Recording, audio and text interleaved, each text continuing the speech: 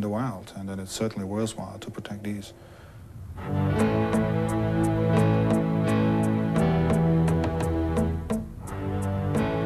In the wild west of America, where they do everything on the grand scale, the plant thieves aren't after little orchids, but giant cacti.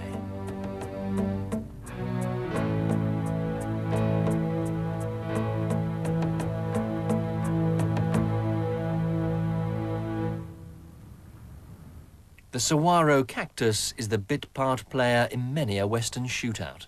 They grow in two places, the Arizona desert and northern Mexico, and then only there at the average rate of 2 inches a year, hardly quick on the draw. They don't start to flower and reproduce until they're in their 60s. At 70 to 80 years old, they begin to sprout arms for balance in the thin desert soil. A fully grown saguaro may be 200 years old and weigh 10 or 12 tons. They've become highly sought after by water-conscious Americans in the hot southern states. Herbaceous borders are out. Instead, they're sticking up 10 tons of centenarian cactus in the middle of their lawn. They're everywhere. Some are acquired legally from sites being cleared for development, but it's estimated that up to 60% have been stolen. Specially prized are the crested saguaros.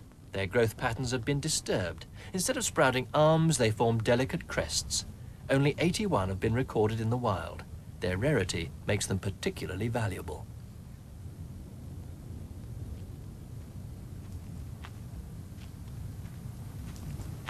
Larry Richards is an Arizona state cactus cop. His beat covers thousands of square miles from the Grand Canyon to the Mexican border. In recent years, he's seen a dramatic rise in cactus rustling. Out in the desert, he's found the latest victim, now a candidate for Boot Hill.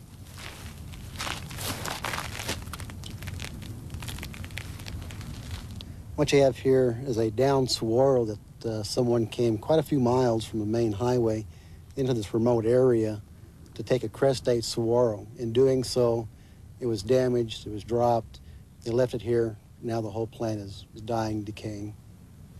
This particular plant could have probably brought $5,000 on the market. The crest is what kind of brings up the value. We have cases where plants, saguaros, have been shipped to Japan, Okinawa, Morocco, Holland, and they'll pay a pretty good price for them to get them over there. High noon for the saguaros. Larry Richards decided to call in the feds.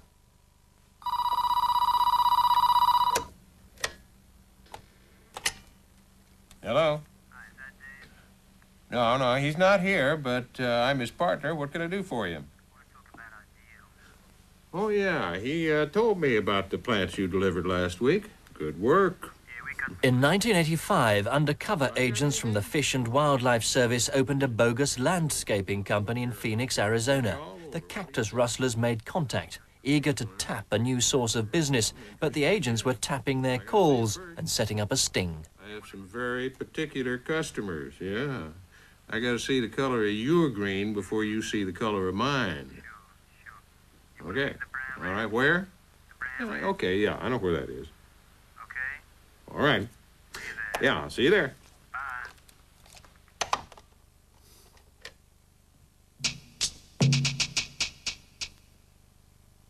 Let me do the talking, okay? Yeah, let's just get it done. I don't want to wait around all day.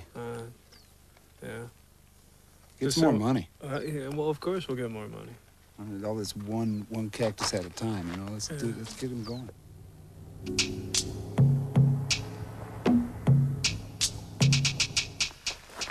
Hi. Hey, my client really liked those saguaros you delivered last week. Real Good. nice merchandise. Yeah. That's what we're here for.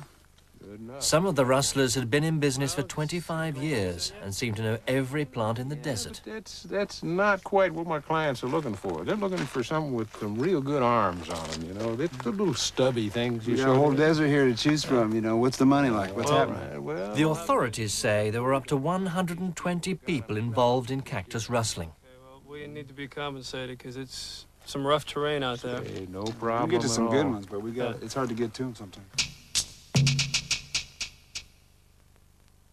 Hidden cameras recorded the rustlers offering to steal cacti, necessary evidence for a successful prosecution. We can go out and get it tonight. I like to do it at night. It's healthier. For us. For us, for everybody.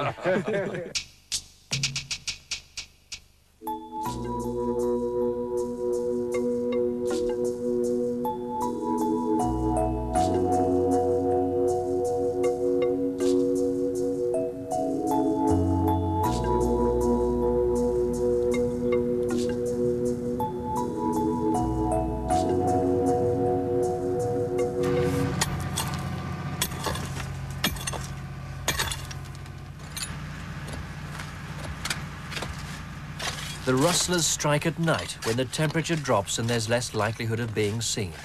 Despite their height and weight, saguaros aren't too deeply anchored in the desert.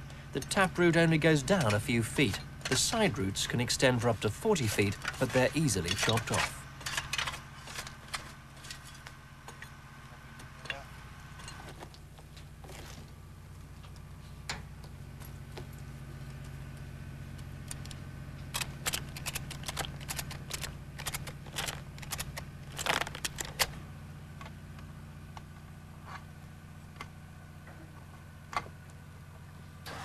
Take over a little bit, Bruce.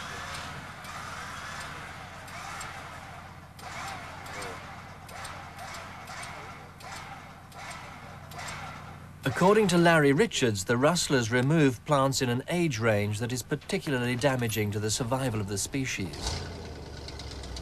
That generation being sought after and pulled out, it's putting a stress on swirls, and eventually you will have the real small ones and the old ones that are dying. You won't have a lot of the good-looking swirls there. There comes a time when they start putting blossoms, flowers, and seeds, and that's being taken away from the environment.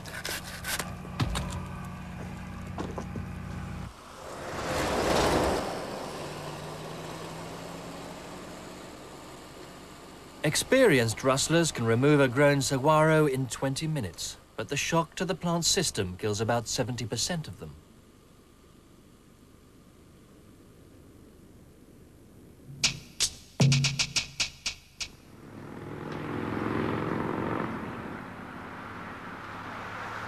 During their investigations, the agents tracked down 14 stolen crested saguaros.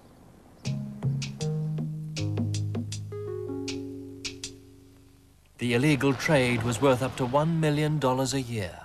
We're local. We got one that's laying down. Good, I'll see you guys. See you later. Nice seeing you. Bye.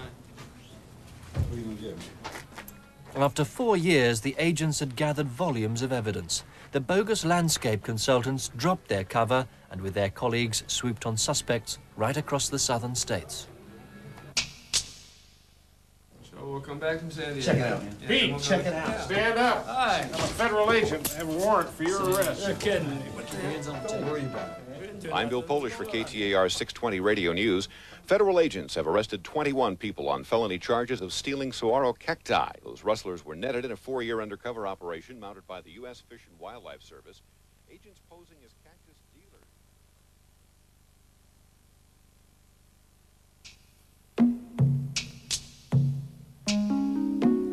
Nightfall in another part of the world. The plant thieves